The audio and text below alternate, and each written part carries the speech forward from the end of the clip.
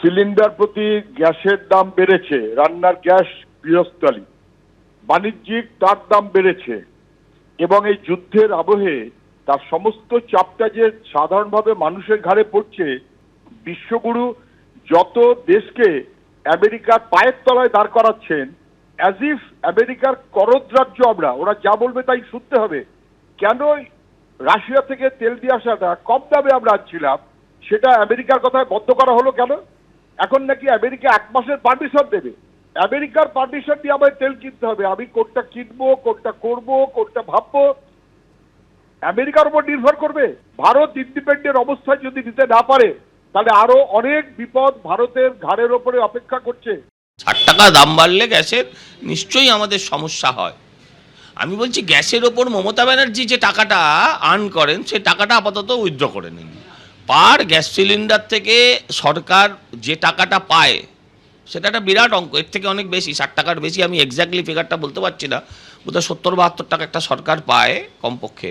তো সেই টাকাটা মমতা ব্যানার্জি বরঞ্চ এখন ছাড় দিয়ে দিন মানুষকে। এত তো ভাতা টাতা দিচ্ছেন, এটা ছাড় দিয়ে দিন। অনুরোধ করব কেন্দ্রীয় সরকারকে বিষয়টা দেখার জন্য, আর মমতা ব্যানার্জিকে অনুরোধ করব আপাতত যে শেষটা নেন, আমি ভ্যাট, জিএসটি এগুলো বলছি না, যে শেষটা নেন গ্যাসের সিলিন্ডারের ওপর, সেইটা আপাতত বাদ দিয়ে দিন। পশ্চিম এশিয়ায় এই যুদ্ধের আবহে সত্যি গেরস্থের এবার আশঙ্কা বাড়ছে, কারণ সিলিন্ডার প্রতি 60 টাকা করে রান্নার গ্যাসের দাম বেড়েছে। একটি সিলিন্ডার বুকিং করলে 25 দিনের আগে করা যাবে না আরেকটি সিলিন্ডারের বুকিং। শনিবার থেকে ঘরোয়া এবং বাণিজ্যিক রান্নার গ্যাসের দাম বাড়ানো হয়েছে। ঘরোয়া রান্নার গ্যাসের দাম 1 লাফে বেড়েছে সিলিন্ডার প্রতি 60 টাকা। কলকাতায় রান্নার গ্যাসের দাম বেড়ে হয়েছে 939 টাকা। আর 19 কেজির যে বাণিজ্যিক রান্নার গ্যাস, তার দাম বেড়েছে সিলিন্ডার প্রতি 114.50 টাকা। অর্থাৎ বাণিজ্যিক রান্নার গ্যাসের দাম বেড়ে হলো 1990 টাকা।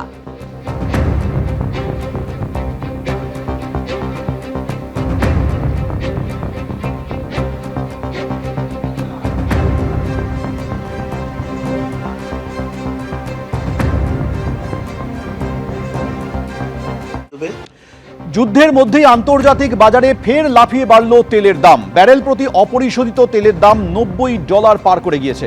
2020 এপ্রিলের পর আন্তর্জাতিক বাজারে সবথেকে দামি অপরিশোধিত তেল। আন্তর্জাতিক বাজারে ব্যারেল প্রতি তেলের দাম ছুঁতে পারে $125।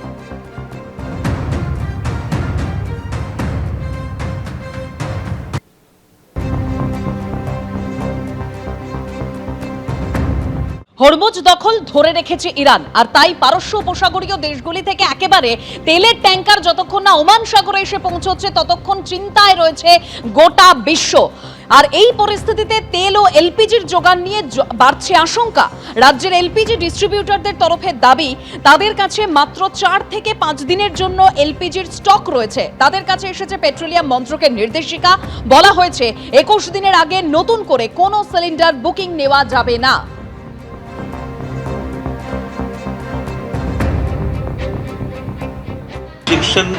শুরু হয়ে গেছে, বড় বড় কাস্টমারদেরকে সাপ্লাই এখন আর দেওয়া হচ্ছে না।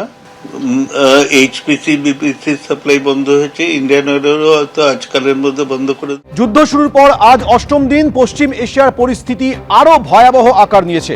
ইরানে লাগাতার ভারী বোমাবর্ষণ করছে আমেরিকা এবং ইসরায়েল। তেহরানের মেহরাবাদ আন্তর্জাতিক বিমানবন্দরে লাগাতার বোমাবর্ষণ।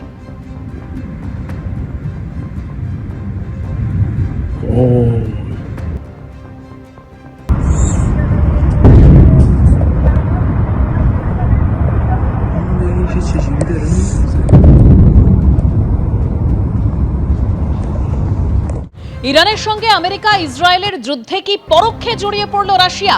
হোয়াইট হাউসের তরফে দাবি করা হচ্ছে যে ইরানকে গোয়েন্দা তথ্য দিয়ে হামলায় সাহায্য করছে পুতিন প্রশাসন। গোয়েন্দা তথ্য দিয়ে রাশিয়া যুদ্ধে সাহায্য করছে ইরানকে ওয়াশিংটন পোস্টের রিপোর্টে উল্লেখ করা হয়েছে। ধারাবাহিকভাবে আমেরিকা সম্পর্কে গোয়েন্দা তথ্য দিয়ে ইরানকে সাহায্য করছে রাশিয়া। ইরান যাতে নির্দিষ্ট লক্ষ্যে হামলা চালাতে পারে, সেই লক্ষ্যেই এই সাহায্য, অভিযোগ আমেরিকার। যদিও ওয়াশিংটনে অবস্থিত রুশ দূতাবাসে এ নিয়ে কোনো প্রতিক্রিয়া পাওয়া যায়নি।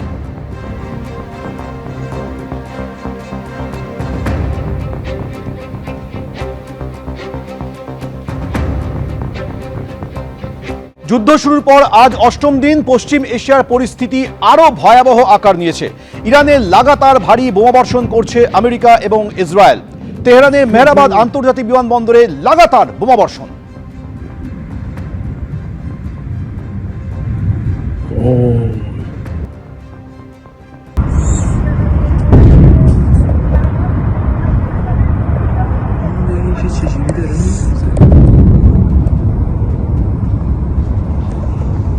ক্রমশ ভয়ঙ্কর হচ্ছে পশ্চিম এশিয়ার যুদ্ধ পরিস্থিতি।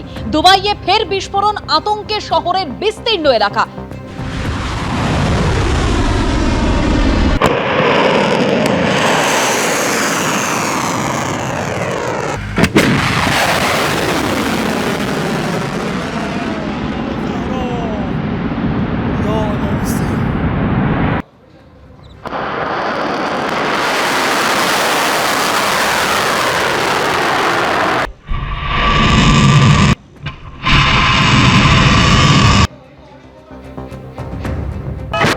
আমেরিকা ইসরায়েলের আক্রমণের প্রত্যাঘাত ইরানের। দুবাই এয়ারপোর্টে হামলা চালানো হয়।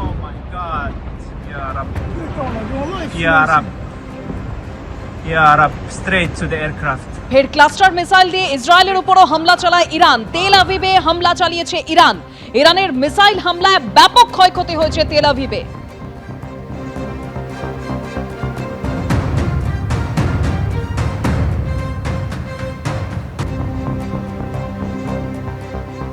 এদিকে ইরানের প্রেসিডেন্ট বলছেন যে প্রতিবেশী দেশগুলোর সঙ্গে আমাদের কোনো শত্রুতা নেই।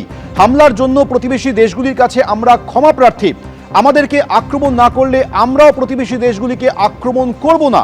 পশ্চিম এশিয়ায় যুদ্ধ পরিস্থিতি নিয়ে এই বক্তব্য রেখেছেন ইরানের প্রেসিডেন্ট পেজেশকিয়ান।